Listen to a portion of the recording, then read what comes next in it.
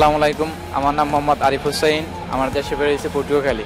Portugal থেকে খেলা দেখতে এসেছি। আমি ফরচুন বরিশালকে খুব ভালোবাসি, সেজন্য আমি খেলা দেখতে এসেছি। এভাবে সেজায় আসার কারণটা হচ্ছে যে আমি দেশের থেকে যখন আসি তখন একটা ন্যায় বিচার পাইনি, অন্যের কাছে মাথা নত করে তারপর আমার ঢাকা শহর আইছি। তখন একটা কি করবো, 1 মাস ঢাকা শহর ঘুরছি, কোনো চাকরি বেদা পাই নাই। আমি inter pass, inter second year পরে এখন লেখাপড়া চলতে আছে, আমার কার্ডও আছে। তারপর কোনো চাকরি বেদা না পাওয়ার এখানে এসে আমার খুব ভালো লাগতেছে। এবং এই ভালো লাগার পিছিয়ে কারণ হচ্ছে আমার মা আমার জন্য খুব দোয়া করে এবং মাকে খুব ভালোবাসি, তাই এই জায়গায় মা লেগছি, মাকে খুব সাপোর্ট করি এবং মা আমার খুব ভালোবাসে। কালকে যখন আমি খেলা দেখার উদ্দেশ্যে আমু, তখন আমি বলছি মাকে যে মা আমি খেলা দেখতে এসেছি, আপনি একটু দোয়া করেন।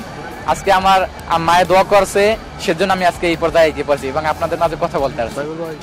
আর সব থেকে কথা হচ্ছে মায়ের দোয়া সব ছেলে সন্তানের জন্যই, কিন্তু মায়ের দোয়া, মা বাবা বাইসে থাকলে তাদেরকে মনে করেন আপন করে নিতে হয় এবং তাদের সুখ দুঃখে, যে আজকে আমার মায়ের 10 মাস 10 দিন লালন পালন করে আমাকে বড় করছে, তারপর আমি এরপর যাইছি, ওই মাকে কোনোদিন ভোলা যাবে না। বাবাকে, যে বাবা নিজে না খাইয়ে আমাদেরকে বড় করছে, ওই বাবাকেও কোনোদিন ভোলা যাবে না।